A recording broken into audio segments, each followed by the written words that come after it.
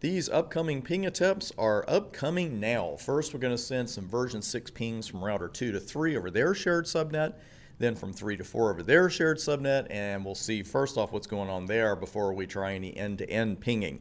So let's go right ahead and get started with that. There are really 3 different ways to send pings with IP version 6. And the first one is just to use the ping command and don't even bother putting IPv6 in, just follow it with a legal IPv6 address, and you should be fine.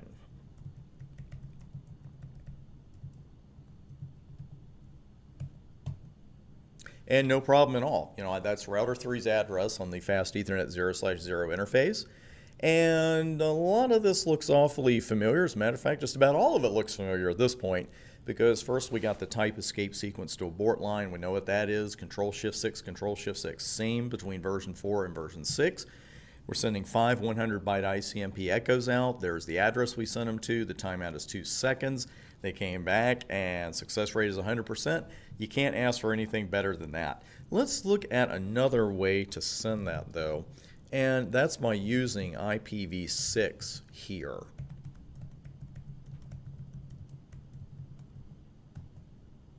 And there you go. So the packets came back very quickly. Our ping is successful and all is well. So you can also send an extended ping.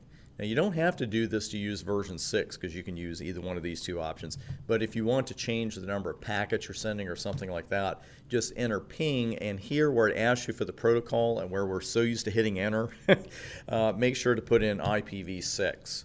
And then you are going to have to enter your target.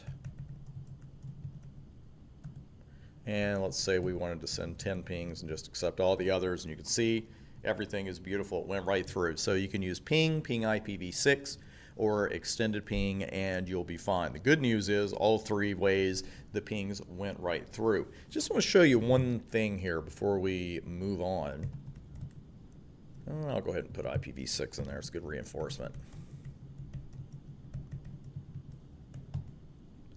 When you get something like this, when you see very quickly the no valid source address for destination, one thing you might want to do is just check your address. Because what I did, I left part of the subnet ID out. I left the 1 out.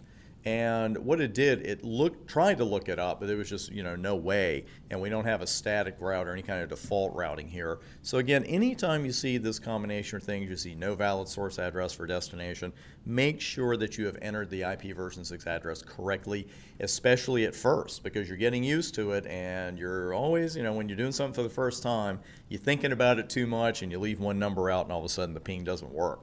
So let's head over to router 3 and we'll just ping from there.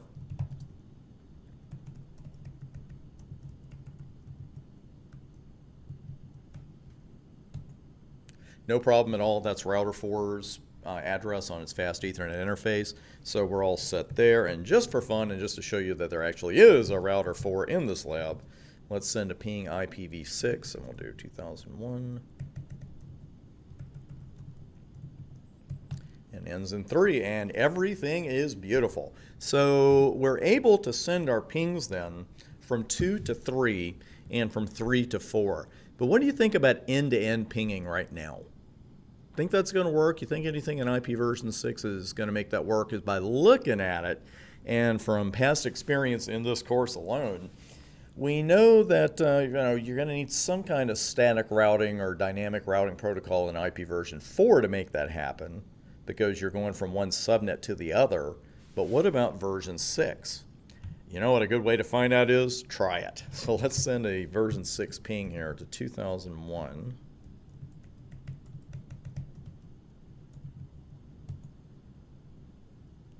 And this, my friends, is a good old-fashioned ping timeout. And you'll notice with when I misentered that address earlier, only 1 packet even went out because it just immediately said we can't do it.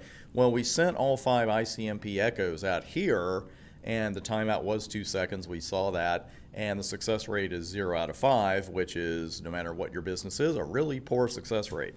So just to make sure something isn't askew, let's go over to ping IPv6 on router 2.